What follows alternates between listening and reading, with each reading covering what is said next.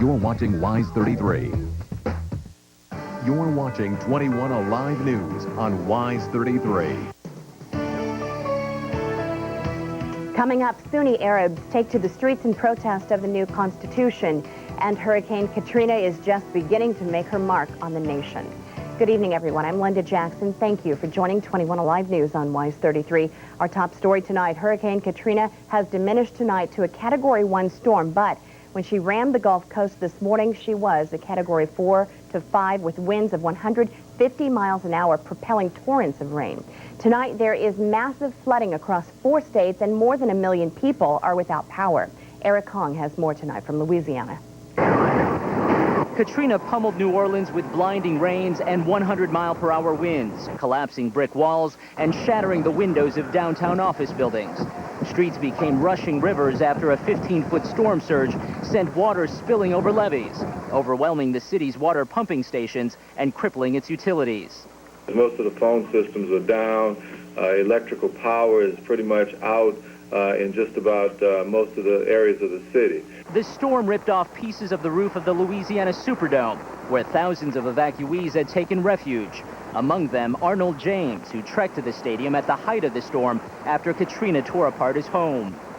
Katrina's most powerful winds were felt in Mississippi, where huge waves crashed into the shore and spilled into neighborhoods. We don't know what we're going home to, so we just fear the unknown. The storm's power was felt far inland. In Baton Rouge, a tree ended up in Debbie Mae's home. I was on the phone with my friend, and I couldn't even tell her what had happened. All I could think was just, is everybody alive? It could be days or weeks before it's safe enough for evacuees to return home. President Bush urged patience. Don't abandon your shelters until you're given clearance by the local authorities. Take precautions because this is a dangerous storm. Officials in southern Louisiana say at the height of the storm they were getting calls at the rate of 5 per minute from residents needing rescue. They say it could be several hours before the roads and the weather conditions are safe enough to mount a response. Eric Hong, ABC News, Baton Rouge. As Katrina heads north, she threatens even more damage with rain that doesn't appear to be subsiding just yet.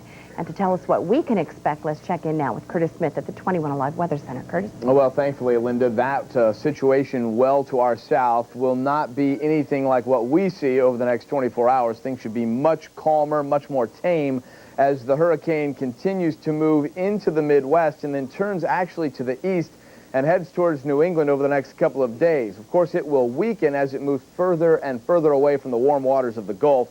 And that will certainly help us. Also, that track will help us as well, kind of clipping us late tomorrow into early Wednesday. So the best chance of rain out of Katrina in our area will be south and east of Fort Wayne.